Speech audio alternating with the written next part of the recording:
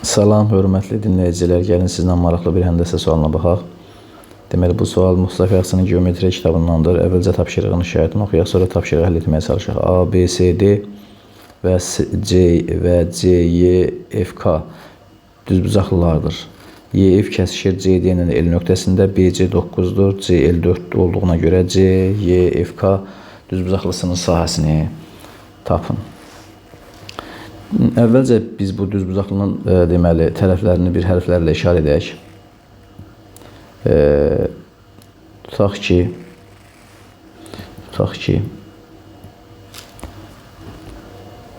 CY-yə bir M desək, KC-yə də bir N deyək. İndi biz bu kənardakı düzbucaqlıların bucaqlarını göstərməyə çalışaq. Fərz edək ki, bax, bu bucaq bir alfadır. Bu bucaq bir alfadır.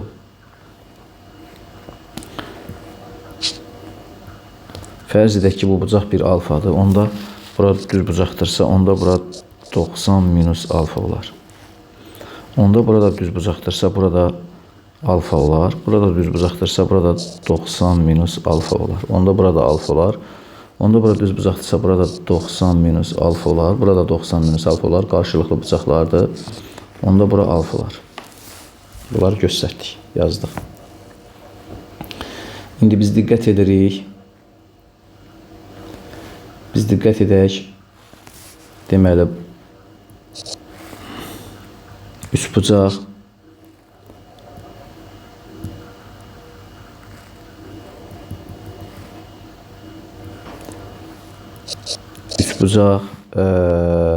CYL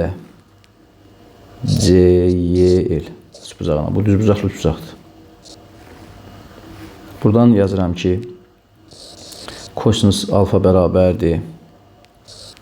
Kosinus alfa bərabərdir M bölək 4.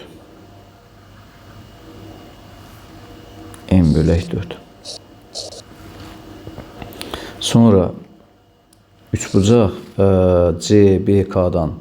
CBK'dan yazıram kosinus alfa bərabərdir. Kosinus alfa bərabərdir 9 bölək N.